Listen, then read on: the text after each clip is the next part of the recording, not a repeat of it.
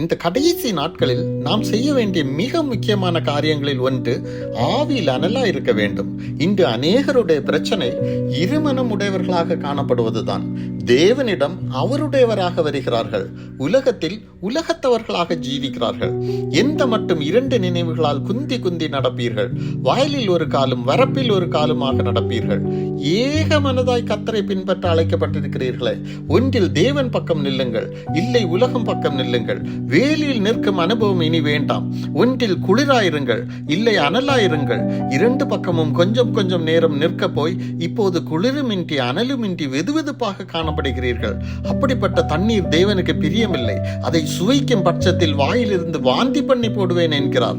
ஒன்றில் தேவனின் கட்டளைகளுக்கு கீழ்ப்படிந்து அவருக்கு ஊழியம் செய்யுங்கள், இல்லை அவரை விட்டுவிட்டு உலக பொருளுக்காக, உலக மேன்மைகளுக்காக, உலக மதிப்பிற்காக, உலக மரியாதைக்காக, உலக நட்பிற்காக, உலக அன்பிற்காக உலகத்தின் அதிபதியாகிய சாத்தான் பக்கம் நில்லுங்கள்.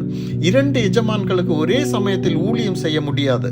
பிரியமானவர்களே, உலக சிநேகம் தேவனுக்கு விரோதமான பகை என்பதை நீங்கள் அறியீர்களா?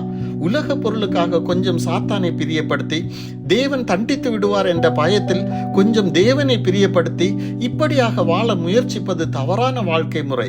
உலகத்திலும் ஜெயிக்க முடியாது, உலகத்தையும் ஜெயிக்க முடியாது. நாம் பாவிகளாய் ஒன்றுக்கும் உதவாமல் இருந்த நிலைமையில் நம்மிடம் அன்பு வைத்து நம்மளை மீட்க தன் ஜீவனையை விலையாக கொடுத்த இயேசுவின் அன்பை நினைத்து அவர் மேலுள்ள அன்பின் நிமித்தம் நம் ஜீவனையும் பொருட்படுத்தாமல் அவர் பக்கம் நிற்போம். எப்போதும் ஆவியில் அனலாயிருப்போம். ஏனென்றால் சாத்தான் கர்ச்சிக்கிற சிங்கம் போல யாரை விழுங்கலாம் என்று சுற்றி திரிகிறான். நாம் நினைவெல்லாம் அவருடையதாகட்டும், நம் பேச்செல்லாம் அவருடையதாகட்டும், நம் தியானம் எல்லாம் அவருடைய வார்த்தைகளாகட்டும், நம் இருதயத்தின் வாஞ்சையெல்லாம் ஜெபமாகட்டும். அனல் கொஞ்சமும் குறையாமல் தேவன் பக்கம் நில்லுங்கள். உலகத்திலும் அதில் உள்ளவைகளிலும் உங்கள் மனதையும் இருதயத்தையும் வைக்காதிருங்கள். ஆமேன்.